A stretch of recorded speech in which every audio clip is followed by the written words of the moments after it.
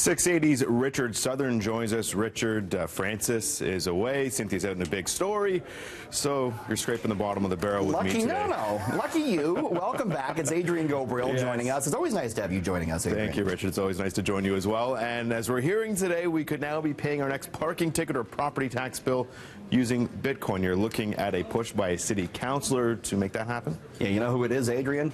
It's Mr. Norm Kelly. Oh, yeah. Yeah, he says he wants the city to accept Bitcoin in exchange for parking tickets, for water bills, for land transfer taxes, things like that. Kelly says he'll bring up the idea at council at the end of the month. So why should we be doing this? Is this a good idea? We caught up with Councillor Kelly at City Hall today. If cryptocurrency becomes part of our system, then it gives City Hall a chance to look into options to pay the things that it has to pay for. And with an $11 to $13 billion a year budget, that's a lot of money that is involved, and there could be maybe considerable savings in there. And what I want right now is our financial experts in the finance department at City Hall to take a close look at cryptocurrencies, and there are a variety of them, to see how they may be used to benefit the residents of the city and City Hall as well. If nothing happens, at least it reinforces the brand of the City of Toronto. It's a city that's forward-looking, that embraces innovation, and is always looking to ride the wave rather than fight it. Here's the problem, though, Adrian. There's a reason why businesses don't accept Bitcoin. It's because it could go to zero tomorrow. It's that volatile. So it would be highly risky for the city to accept the digital currency. And by the way, we should mention that Norm Kelly, on his website where he sells merchandise, he accepts Bitcoin in exchange for Norm Kelly hats and T-shirts and such. I wonder how he'll feel if Bitcoin drops to zero for those shirts. The Six Dad will be hurting, essentially. Yeah, no doubt, no doubt. Now, a troubling report out: if you're staring down the barrel of mounting debt, we could see more interest rate hikes coming, and a third of Canadians can't make their monthly payments. Yeah, think about that. 33% of Canadians say they just can't cover the monthly bills as it is now. And as you say, we could be facing higher borrowing costs later this week. So 33% of Canadians not able to meet those monthly expenses, according to this new report from the NMP Group. It also finds that half of Canadians are within $200 of not being able to pay their bills. They're within a paycheck. Canadians that can cover the monthly expenses are seeing less money left over at the end of the month amid higher borrowing costs. They only have about $600 left at the end of the month.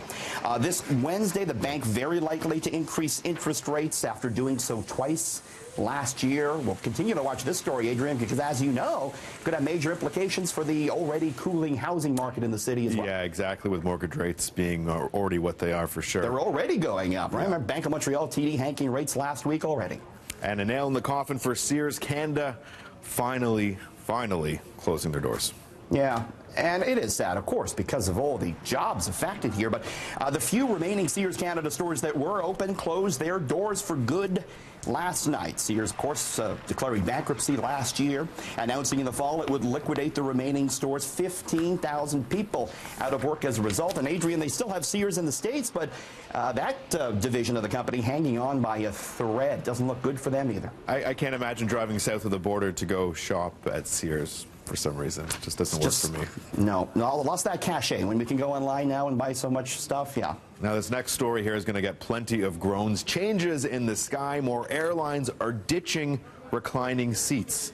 What do you think, yay or nay? I think some people might like this, Adrian. You know, I guess it's a bit of a double-edged sword. If you're 6 foot plus, you know, you hate when that person reclines their seat on your knees, but you also might want a little recline. You might.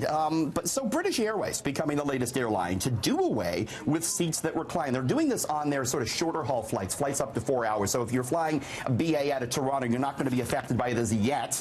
But British Airways joining the likes of Allegiant Air, Ryanair, and Norwegian in phasing out these seats.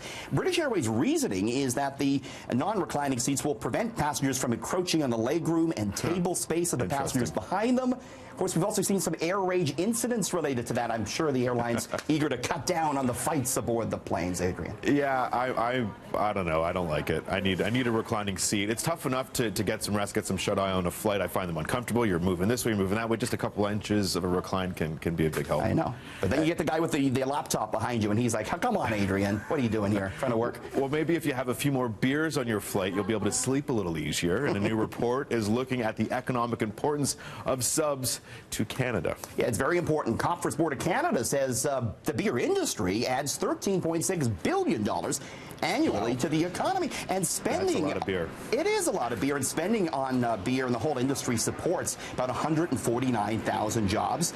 Conference Board says beer continues to be the most popular alcoholic beverage in Canada, although per capita consumption is down over the past few years, so we are drinking less of it. Overall, though, the report found that Canadians bought the equivalent of 223 bottles of beer per person last year. And Adrian, the beer industry says it's nervous because alcohol taxes are going up in the spring. As well, they're not sure what type of effect legal marijuana will have on the alcohol business. I feel like we could have an impact on that per capita consumption. We'll drive it up, you and me. We should get together for a beer soon, Richard. Let's do it. Thanks so much. Brandon, over to you.